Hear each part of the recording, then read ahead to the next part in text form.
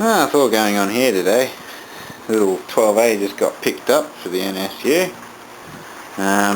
Been working on this Corona.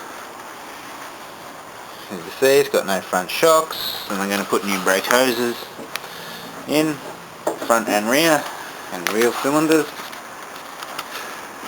Seems to be missing the windscreen at the moment, and just doing some rust repairs around here. We just had light surface rust, nothing major, but if it wasn't treated it would be major. Even painted the wiper arms because they looked shitty. Yeah, stuff like this. See, it'll start to be major because it's going inside. So fix all that up, put the windscreen back in, or new windscreen in. Yeah, it should all be nice and good, and then do a good service on the engine. Well, the windscreen's back in, chrome trims are on, the rust will stop rusting for now.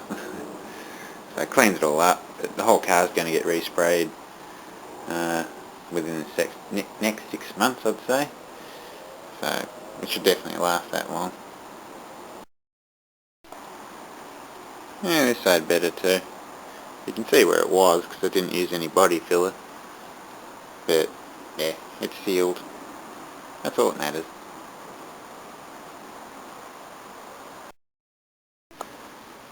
I got new front strut inserts and brake hoses on it, and the rear brake hose is done. I'm just going to do the rear shockers and wheel cylinders. Well, here's the driver's rear shocker. If I just push on it lightly, I'd say that's stuffed. Well, tonight I'm doing a little H4 conversion to this Corona.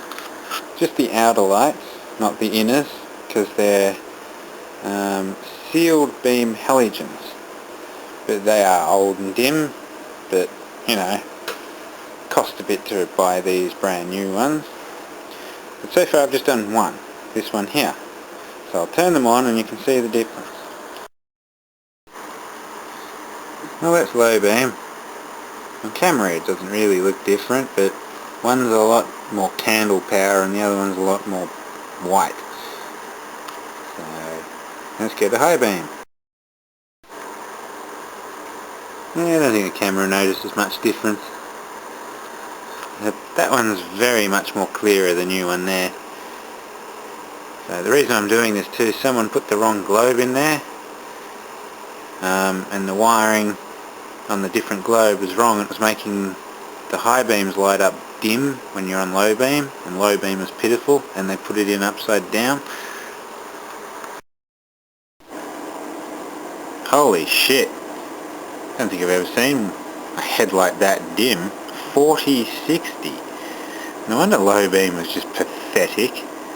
I'm putting 5500s in. The wiring should be able to handle it because it's a Toyota and it runs through a relay and all negative switching. But I will test run it for a while and make sure nothing gets warm and run it off the charger. But fuck, 40 watts. Terrible. This is what the outer globe should be, 2AX. But someone put a 2A1X in on the driver's side, which the wiring's slightly different, and they put it in upside down for some really weird reason. So you can tell nothing really was working right on this car. One 40 watt headlight and the other one was upside down. Well, this one's the 2A1X. So that's not even a 60/55. What I've done here is I've put that side's globe in this rewired socket for an H4 and put this side's standard globe in that side, and now it's made it do exactly what it was doing before on low beam. So you can see that's just dirty dim. Again, the camera doesn't show it. It's really dim. It's just like looking at a candle. That one's not too bad. That's in upside down, just like it was before, so the light's pointing up. Let's go to high beam.